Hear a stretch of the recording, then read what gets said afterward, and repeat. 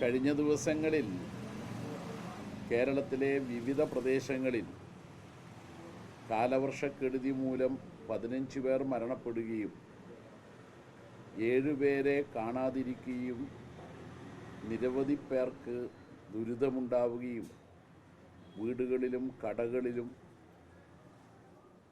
ചെറുപ്രദേശങ്ങൾ മുഴുവൻ വെള്ളം കയറി നാശനഷ്ടം സംഭവിക്കുകയും ഒരുപാട് കൃഷിസ്ഥലങ്ങൾ പൂർണ്ണമായി കൃഷി നശിപ്പിച്ചുകൊണ്ട് വെള്ളവും മണ്ണും കല്ലുമെല്ലാം ഒഴുകി വരുന്ന അത്യന്തം പ്രയാസപൂർണമായ ഒരു കാലവർഷക്കെടുതിയാണ് നാം നേരിട്ടത്. മരണപ്പെട്ടവരുടെ വേർപാടിൽ ദുഃഖമനുഭവിക്കുന്ന കുടുംബത്തോടൊപ്പം ഞങ്ങളും പങ്കുചേരും. ദുരിതാശ്വാസ പ്രവർത്തനങ്ങളിൽ CPMൻ്റെ പ്രവർത്തകന്മാർ, യുവജന പ്രവർത്തകന്മാർ ഇവരെല്ലാം അണിചേരണമെന്ന് നേരത്തെ തന്നെ പാർട്ടി പ്രവർത്തകരോട് പറയുകയും ആഹ്വാനം ചെയ്യുകയും ചെയ്തതാണ്.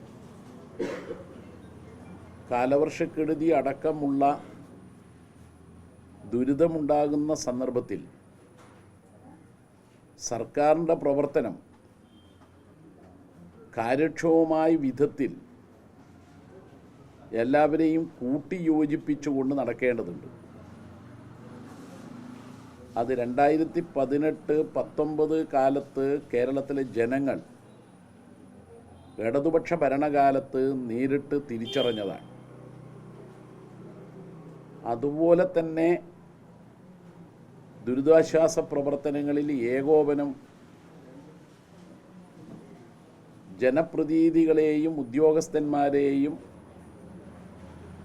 രാഷ്ട്രീയ പാർട്ടികളുടെ നേതാക്കളെയും എല്ലാം കൂട്ടിയോജിപ്പിച്ചുകൊണ്ട് നടന്നിട്ടുണ്ടോ എന്നത് ജനങ്ങൾക്ക് വിലയിരുത്താൻ കഴിയുന്ന ഒരു കാര്യമാണ്. വ്യാപകമായി ഉയർന്നു വന്ന ആക്ഷേപം ദുരിതാശ്വാസ പ്രവർത്തനങ്ങൾക്ക് വേണ്ടത്ര ഏകോപനം ഉണ്ടായിട്ടില്ല എന്നാണ്. തീർച്ചയായും ആദ്യ ദിവസങ്ങളിൽ തന്നെ അത് ഉണ്ടാവേണ്ടതായിരുന്നു. ഇപ്പോൾ കണ്ണൂർ, കാസർഗോഡ് ജില്ലകളിലെ കിഴക്കൻ മലയോര പ്രദേശങ്ങളിലാണ് ഉരുൾപൊട്ടൽ ഉണ്ടായത്. കർണാടക അതിർത്തിയിലുള്ള ഫോറസ്റ്റിൽ നിന്ന് ഉരുൾപൊട്ടി ഒഴുകിയെത്തിയ ശക്തമായ വെള്ളത്തിൻ്റെ ഒഴുക്കും വെള്ളത്തോടൊപ്പം മണ്ണും കല്ലും ഒഴുകിയെത്തിയതുമാണ് കാസർഗോഡ് ജില്ലയിലെ ഈസ്റ്റ് എളേരി ഗ്രാമപഞ്ചായത്തിലും കണ്ണൂർ ജില്ലയിലെ ചെറുപുഴ ഗ്രാമപഞ്ചായത്തിലും ഉണ്ടായിട്ടുള്ള ഭീതിജനകമായ അന്തരീക്ഷത്തിന് ഇടയാക്കിയത്. രാജഗോപാലും ഞാനും ദുരിതാശ്വാസ ക്യാമ്പുകളും ആ പ്രദേശത്തെ കാലവർഷക്കെടുതിക്ക് ഇരയായ ചില പ്രദേശങ്ങൾ സന്ദർശിക്കുകയുണ്ടായി. അവിടെ നിന്നും മനസ്സിലാക്കാൻ കഴിഞ്ഞ ഒരു കാര്യം, തിരുവനന്തപുരം സ്വദേശിയായ നീന്തൽ പരിശീലകൻ രാകേഷ് 1-ാം തീയതി കാണാതായതാണ്. പക്ഷേ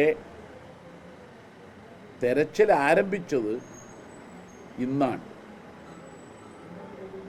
നേരത്തെ തീരദേശ സംരക്ഷണ സേന 13 മണിക്കൂർ വൈകിയെത്തിയ തീരദേശത്ത് കാണാതായ